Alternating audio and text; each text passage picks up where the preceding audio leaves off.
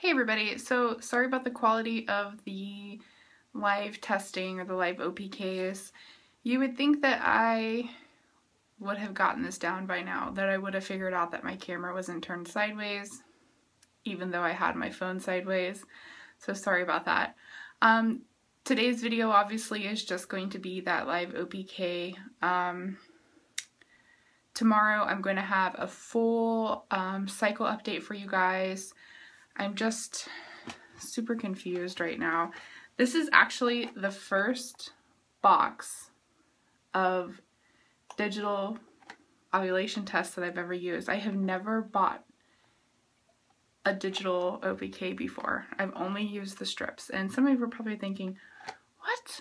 How long have you been trying? Like how many months, how many years have you been trying? And you've never purchased these before? They're the advanced ovulation tests. They're digital, and this is the one that shows the 4 most fertile days.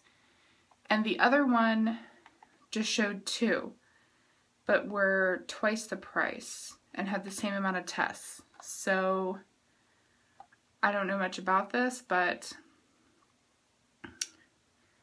I would think knowing your 4 most fertile days is more helpful than just knowing 2. I don't know. And then the first response was like $50 for the same exact thing, except all they said was yes or no. And I'm thinking, I would want to know when I'm high and then when I peak. So I went with these. They were, I want to say, around 40 bucks. And that's the reason why I have never purchased them before. Multiple reasons, not only just the price, but just because I've done so much research on the strip OPKs, and I've learned so much about them. And when I started using them, like I said, I've done tons of research and learned everything I possibly could about them. And they just kind of became a way of life for me, and they were dirt cheap. So it wasn't so stressful, you know? I've only had a couple of months where I didn't get a positive and wasn't sure when to stop testing. But other than that, I've been okay. But this month I had another issue with where I went to the Dollar Tree to pick up my OPKs, and I always start testing at cycle day 10 for my OPKs, and I went there on cycle day 10 and they had none. And I didn't have the extra cash on me to go and pick up like a $20 tube of the answer ones. And I don't know, if you watch my empties video, I had a clip at the end where I kind of talked about the little tubes of test strips that you get, and they expire after 30 days. I never use them, so I hate buying those. I like to use just one at a time, and that way I don't have to worry about wasting money. But I went to my husband and I said, I really want to try the digital ones.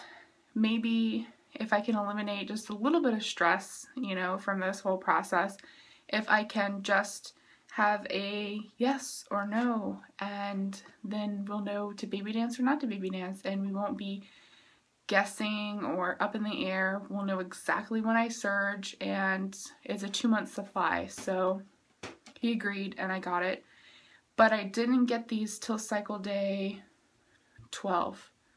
So like I said, I usually start testing at 10, but I don't get a positive at 10. I don't get a positive at 11. It's usually a few days later the line kind of progresses, and then I start to get, you know, darker and darker lines until I get a positive. And these past few cycles I have been ovulating around between cycle day 14 and 16. And so as you could see from the clips that I inserted at the beginning of the video, I'm getting not fertile.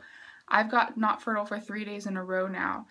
And this is usually when my strips are showing their darkest, and then I get a positive. So I'm feeling a little paranoid, because the little part that you pull out, it's not even showing a second line. It's as if I'm not even in my fertile window at all. And it's making me really paranoid, because I thought for sure when I tested the very first day at 12, cycle day 12, that I was going to get a blinky face.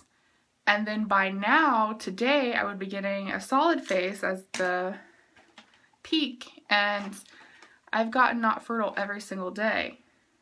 And at first I was like, okay, well at least we're not wasting, you know, baby dancing. We're not wasting that. We can kind of wait until I get a high and then start. And I don't know, I'm really paranoid that I haven't gotten it yet. Like, what if by some crazy coincidence I did ovulate at like cycle day 10 or 11, and then when I tested on 12, I got, you know, low fertility or no fertility. And I don't know if you guys have experience with these, if you know anything about them. I know it says that once you get your peak, stop testing with these. You stop. You don't test it out. You get a peak and that's it. You don't test again.